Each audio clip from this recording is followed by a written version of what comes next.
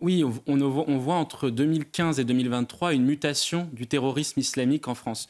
En 2015, les terroristes islamiques, donc depuis Mohamed Merah, sont de moins en moins, n'étaient pas des acteurs isolés. C'est des acteurs qui étaient en lien, en intelligence avec des organisations terroristes, notamment Daesh, parce qu'il y avait Daesh qui prospérait au Levant, donc en Syrie et en Irak, et donc ça permettait d'aller se former là-bas. Donc on avait ici un certain nombre de Français qui partaient faire le djihad à l'étranger, se former aux techniques de guerre et les réimporter ensuite en France.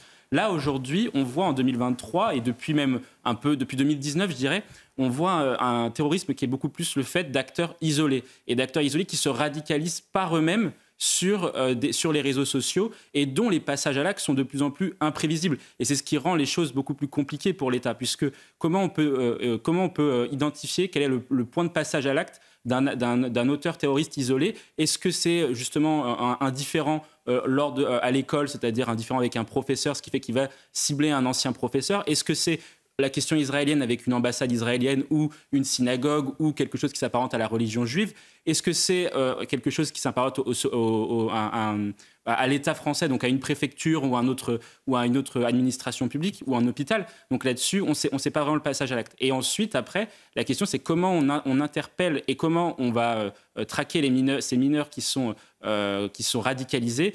C'est très compliqué, il y a énormément de sujets, mais j'en relèverai deux. Un, c'est la question de la justice, arrêter avec cette ordonnance 45 de l'excuse de la minorité, parce que justement, il faut revoir la politique pénale, parce que les mineurs aujourd'hui ont une politique pénale qui est beaucoup trop favorable et donc qui ne permet pas toute une série de punitions qui soient beaucoup plus lourdes. Et puis le deuxième sujet, c'est à l'école, et c'est comment à l'école on est capable de les extirper du milieu scolaire et du milieu scolaire, et école, mais aussi de leur famille et de la loi des gangs dans les quartiers populaires, pour pouvoir les mettre dans des internats d'excellence ou dans des internats vraiment avec un suivi psychologique et un suivi éducatif qui soit beaucoup plus renforcé, parce qu'aujourd'hui, ces gens-là posent problème à l'école. On va en parler dans un instant, justement, de ces solutions et de ce qu'a pu proposer il y a quelques semaines Gabriel Attal. Mais oui, nous assistons à un retour du fait religieux dans notre pays qui menace notre modèle laïque, unitaire, issu des Lumières. Or, aujourd'hui, la menace qui est pesée sur le modèle laïque et unitaire, elle ne provient plus du catholicisme, comme c'était le cas au XIXe siècle ou au siècle précédent, mais elle provient de l'islam. Et là-dessus, il y a des éléments qui sont très importants. Je regardais qu'il y avait un sondage qui disait en 2020 que 74% des jeunes de confession musulmane trouvent que la laïcité est une atteinte à la religion musulmane plutôt qu'un bouclier contre les religions, alors que la laïcité a été pensée comme un bouclier face aux religions. Ça quelque chose qui est très négatif pour notre pays. C'est le signe d'un repli communautaire. C'est le signe d'un repli communautaire, effectivement. Et là-dessus, nous, ce que l'on pense, c'est qu'il faut absolument restaurer les principes. C'est un peu ce qu'a fait Christian Estrosi au conseil municipal de Nice. Il faut restaurer les principes de laïcité à l'école, mais aussi dans la société, parce qu'il n'y a pas que les familles qui propagent l'entrisme islamique, mais il y a aussi les groupes de pairs, il y a PAIRS, et il y a aussi les amis, les jeunes, etc. Les réseaux sociaux. Les réseaux sociaux, exactement. Et donc, il va falloir travailler sur restaurer les principes. Et puis, nous, on pense éventuellement qu'il va falloir donner davantage de moyens supplémentaires pour pouvoir lutter contre les phénomènes d'entrisme islamique, notamment avec la question d'une seconde grande loi de laïcité, puisque la loi de 1905 paraît inadaptée aujourd'hui au contexte de la montée de l'intégrisme islamique en France. Ça vous inquiète que se passe-t-il chez les LR là, pour ne pas se rendre à cette réunion et ne pas parler de ce sujet qui les importait a priori? Je pense que chez les LR, il y a plusieurs positions déjà qui sont à noter. Il y a déjà trouvé une position uniforme chez les LR. Déjà la position effectivement plutôt portée à l'Assemblée nationale, qui est de refuser en bloc le texte et qui est plutôt sur la ligne d'Éric Ciotti, un référendum parce qu'on va trancher, c'est le peuple qui devra trancher les questions migratoires. Et puis il y a une ligne plutôt du côté du Sénat qui est davantage en faveur de l'amendement du texte et d'enrichir le texte par des propositions qui sont beaucoup plus volontaristes. Là où Emmanuel Macron s'est, je pense, pris les pieds un peu dans le tapis, si je puis m'exprimer ainsi, c'est qu'il avait constaté lors de l'entretien fleuve qu'il avait donné pour Valeurs Actuelles il y a quelques années, il avait essayé de dresser son diagnostic sur les questions migratoires, diagnostic qui était assez largement insuffisant puisque lui considérait en 2017 qu'en fait, en réduisant la pauvreté, il allait réduire l'insécurité. Seulement, ce que l'on voit, c'est que le chômage a baissé entre 2017 et 2022 et l'insécurité et l'immigration l'insécurité et dont liée à l'immigration n'a fait qu'exploser sur le quinquennat. Donc là-dessus, il a essayé de porter la voix d'un éventuel référendum, mais qui était un écran de fumée, puisque de toute façon, le référendum sur la question migratoire, il n'a pas véritablement d'intérêt, puisque un référendum, c'est soit pour trancher un blocage institutionnel, là, il n'y en a pas réellement, en tout cas, la loi suit la procédure parlementaire classique, soit pour donner la voix au peuple français, faire une sorte de grande consultation des Français sur un sujet. Or, on connaît les positions des Français sur les questions migratoires qui sont toujours très fermes. Une école ou encore une pizzeria de la région lyonnaise.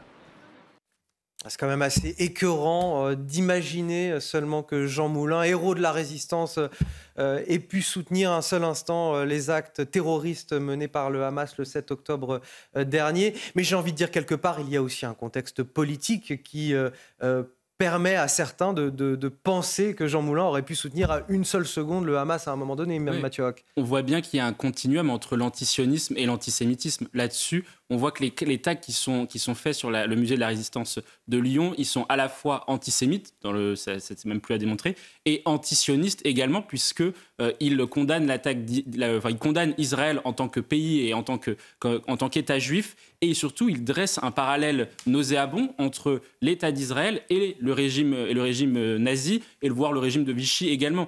Et là-dessus, ce renversement des valeurs, comme ça a été dit dans votre sujet, est absolument choquant, dans la mesure où Jean Moulin est un héros de la résistance, est un héros de ce modèle républicain qui est avec toutes ses composantes et qui prône la liberté et l'égalité et la fraternité. Notre héros national ne peut absolument pas être comparé aux pires horreurs de l'histoire. Et là-dessus, je pense qu'il va falloir être très sévère sur la question des personnes qui auront fait ces tags. Mais le problème des tags, c'est que c'est toujours difficile d'identifier l'auteur.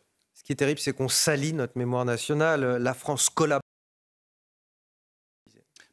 Là, un élément qui est important, c'est de se dire qu'aujourd'hui, la majorité paye pour la minorité. C'est-à-dire que dans les classes où il y a des élèves radicalisés, c'est très compliqué d'enseigner. C'est très compliqué d'enseigner sur la question des programmes, sur la question des tenues vestimentaires, on en parlait tout à l'heure, ou sur tout un autre sujet d'atteinte à la laïcité.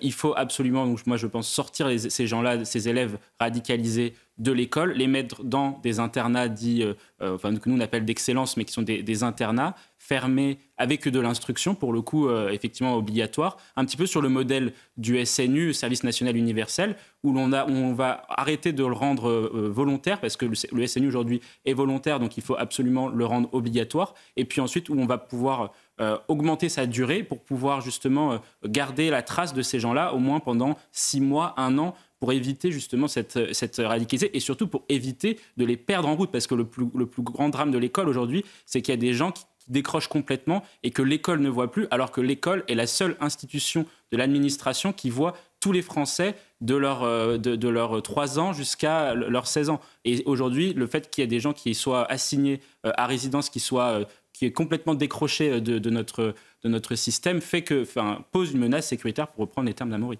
Allez, dans le reste de l'actualité, que d'instaurer une blouse dans ces écoles. Et il n'y a pas que ça comme initiative, on vient de le voir. Il y a aussi la levée des couleurs du drapeau à 3 reprises au cours de l'année, et la Marseillaise, ça aussi, des choses patriotiques finalement qu'on ne voyait déjà plus depuis longtemps dans nos écoles en tout cas. Oui, moi je distinguerais 2 sujets effectivement. La question vestimentaire et le reste des sujets qui sont plutôt d'ordre de communauté, de renforcement de la liens dans la communauté nationale. Sur la question vestimentaire, moi j'ai mis un bémol sur la question de l'uniforme ou d'un t-shirt, c'est qu'on a toujours la sensation en France qu'on va faire des lois pour la majorité parce qu'on a une minorité de personnes qui posent des problèmes. Or là, on va pénaliser, entre guillemets, un certain nombre de jeunes à devoir porter la même tenue à cause de personnes qui utilisent la tenue vestimentaire comme des outils de propagation religieuse, que ce soit sur la question de la baya ou etc.